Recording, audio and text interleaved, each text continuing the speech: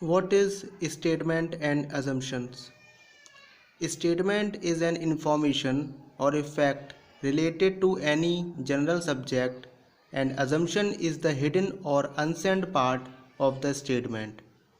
An assumption is said to be hidden because it is generally assumed, supposed, and taken for granted. We will discuss different types of questions covered in this topic. First, one statement and two assumptions based problems. And second, one statement and three or more assumptions based problems.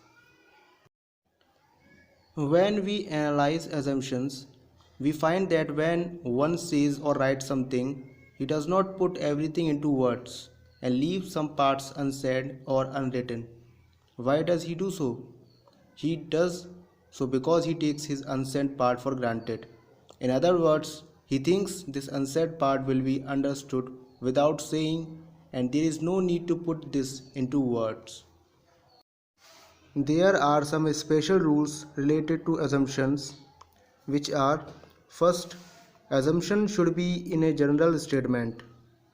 Second, the meaning of assumption should be embedded in the statement.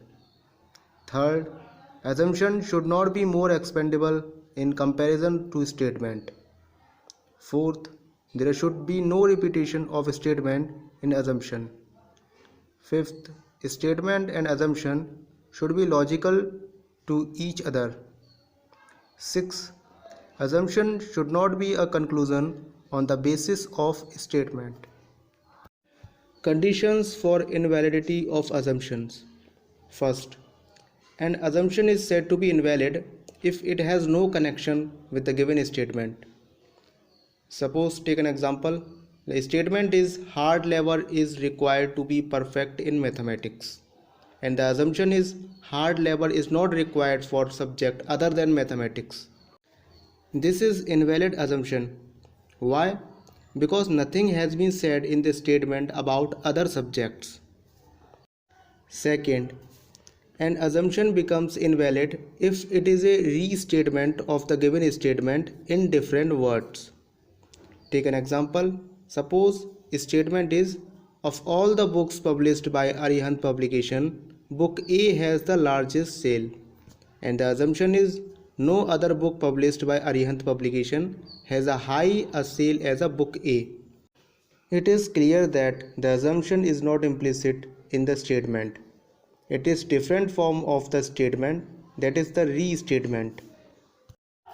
Third, if the given assumption is an version of the given statement, then the assumption is said to be invalid. In fact, version is a slightly different case of restating the same fact. Now, use of specific words. First, definitive words case. Let us consider some of the keywords like only, best, certainly, strongest, all. Such words put a greater degree of emphasis on the sentence. They give a certain type of exclusiveness to the sentence which reduces the range or scope of the sentence. Point to be noted that all these words have some kind of certainly associated with them. Take an example to understand. Suppose a statement is government should take every effort to boost sugar imports as its crisis has risen. An assumption is, first, imports are the best solution to avert the sugar crisis. The first statement are invalid. Why? Because of the use of the definitive words like best. Let's take a second assumption. Imports are reasonably good solution to avert the sugar crisis. Suppose this is a second assumption of this statement. The statement mentions that sugar crisis has risen and then makes a suggestion that sugar import should be boosted. This assumption is valid assumption. Second, cases of conjunction. If a statement has two clauses and the given clauses are linked by the conjunction, then the nature of conjunction helps in detecting assumptions. Such a conjunction may be as, because, so, hence, therefore, despite, in spite of, even, after, although, as. and so on. Let's take a statement to understand this. Suppose the statement is you will find improvement in your logical ability after reading a reasoning book published by Arihant Publication. And the assumption is a reasoning book may help in improving logical ability. In the statement, the conjunction is after, which helps us is reaching the conclusion that the assumption is hidden or implicit in the statement. One statement and two assumptions based problems. In this type of questions, a statement is given which is followed by two assumptions. The candidate is required to analyze the given statement and then decide which of the given assumption is implicit in the statement. You have to give the answer like if only assumption first is implicit and assumption second is implicit and both first and second are implicit, or if neither first or nor second are implicit.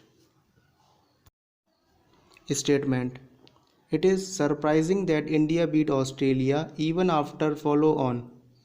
It happens second time in the history of test cricket, and the assumption is first, winning after follow on is possible, and second, India cannot repeat such a victory again. Assumption first is implicit, as if it had not been possible India would not have won after follow on. Further, the word surprising tells that the winning after follow on is very difficult, and this is the reason it happens only second time. But if it is possible, we cannot say that India will not repeat such a victory again. Hence, assumption second is invalid. Statement: we must appoint more subordinate officers on our office staff, the manager said to the chairman. Assumptions: first, subordinate officers are available, and second, the present office staff is inefficient. Here, the manager stresses the need to appoint more subordinate officers. It doesn't mean that present staff is not efficient. In fact, he wants to say that work is much more than the working capacity of the present staff strength. Hence, the assumption second is invalid. But the assumption first is implicit because without assuming that availability of subordinate officers, the manager would not have said so. Even after retirement from the international cricket, the Rawalpindi Express is in the controversy again. This time he targeted Sachin Tendulkar through his book Controversially Yours in news about Shoaib Akhtar. The assumption is first, Shoaib Akhtar does not play test cricket now, and second, one can target anybody through one's rights up. Retirement from international cricket means Shoaib does not play test cricket now, as a test cricket is a part of international cricket. Hence, assumption first is implicit. And assumption second is also implicit because it is clearly said that Shoaib targeted Sachin Tendulkar through his book, and book is a write-up. Statement: imprisonment for 27 years made Nelson Mandela the president. The assumption first: only who will be imprisoned for 27 years will become the president. And assumption second: to become the president, imprisonment is a qualification. This statement doesn't mean imprisonment is necessary. Nelson Mandela's dedicated service to the nation and his struggle for freedom despite so many hardships won him the desired public appeal to be elected the president. Hence, neither first or nor second is implicit. Statement: a good executive has to be task-oriented as well as people-oriented. Assumption first: some executives are people-oriented. And assumption second: some executives are not people-oriented. The statement advises that an executive should be task-oriented as well as people-oriented. It is based on the assumption that some executives are only people-oriented and some executives are only task-oriented. Hence, none of the assumptions follows. Now we will practice some one statement and three or more assumptions based questions. This type is very much similar to the type first. The only difference is that such a problems have a three or more assumptions in the place of two. Statement: do not lean out of the moving train. a warning in the railway compartment. Assumption first, such a warning will have some effect. Assumption second, leaving out of a moving train is dangerous. And assumption third, it is the duty of the railway authorities to take care of passenger safety. Assumptions first and second are implicit, because the warning against leaning out suggests one to be careful or against the dangers involved. No doubts that ensuring the passenger safety is the responsibility of railway authorities, hence the third is also valid assumptions. Statement: training must be given to all the employees for increasing productivity and profitability. Assumption first, training is an essential component of the productivity. Assumption second, employees cannot function effectively without proper training. And assumption third, profitability and productivity are supplementary to each other. Training has been necessary in the statement, that is, it is related to efficiency and effectiveness of an employee.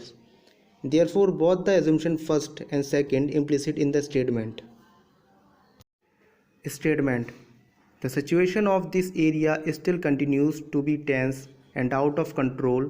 People are requested to be in their homes only. Assumption first, there had been some serious incidents. Assumption second, people will not go to the office. Assumption third, normality will be restored shortly.